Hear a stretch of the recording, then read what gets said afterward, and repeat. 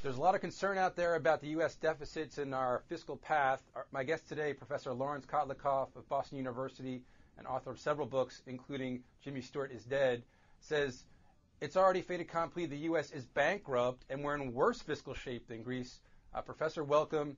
Before we get into the math of all this and why you come to this conclusion, what does this mean for the average American citizen out there that we are indeed a bankrupt country? Well, it means we have to worry about inflation. We have to think about the fact that unless the government gets its fiscal act in order, we're going to have the government printing lots and lots of money to pay these enormous bills that are coming due over time. And that means that prices are going to rise. Printing money to pay your bills if you're a country is not really a way of paying your bills. It's a way of not paying your bills, but not being very explicit or upfront about doing that. Because what happens is you print a lot of money, prices go up, and people get hurt because the money they had before you did this goes down in value in terms of what it can buy. Right. Are we heading down the path towards hyperinflation? I mean, the old story of the Weimar Republic, people had wheelbarrows full of money in order to get a loaf of bread. Is that what you foresee?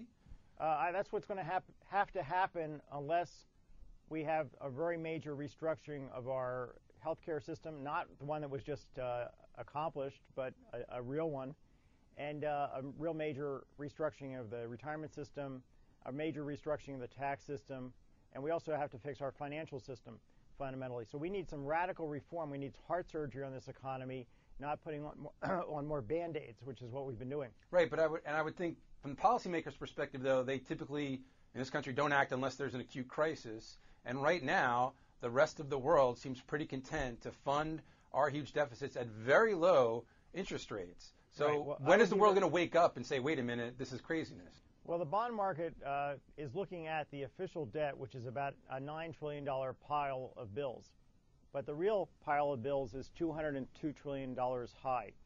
It's calculated by looking at all the spending the government has projected to do over time for Social Security, Medicare, and Medicaid, and defense spending, and also servicing the official debt. All those bills, through time, form the present value of them, the value in the present. Compare that with the value in the present value of all the future revenues. The difference is $202 trillion.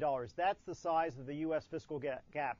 So the problem is up here. The bond traders are looking at this. They're looking at the molehill. Right. So let's stop for a minute, because there's a lot of chatter out there that your U.S. debt to GDP is going to 100% or somewhere north of that. $200 trillion, you're talking about 15 times GDP. I mean, that's a huge gap between what you're talking about in terms of the numbers, the size of our fiscal problems versus the perception out there. What are people missing that the debt is really so much larger?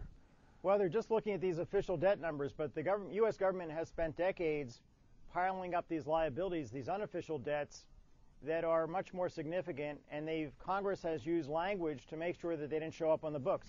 So Congress has engaged in Enron accounting, really taught Enron how to do its books. Right. And this is the result. So I'm just, the CBO is trying to get this message out. The IMF recently came out with a study showing the fiscal gap is enormous. This is the number we need to be looking at. Forget the official debt. Look at the total situation, and also take into account there's some revenue coming in to pay for things, and then you'll see that there's a huge gap.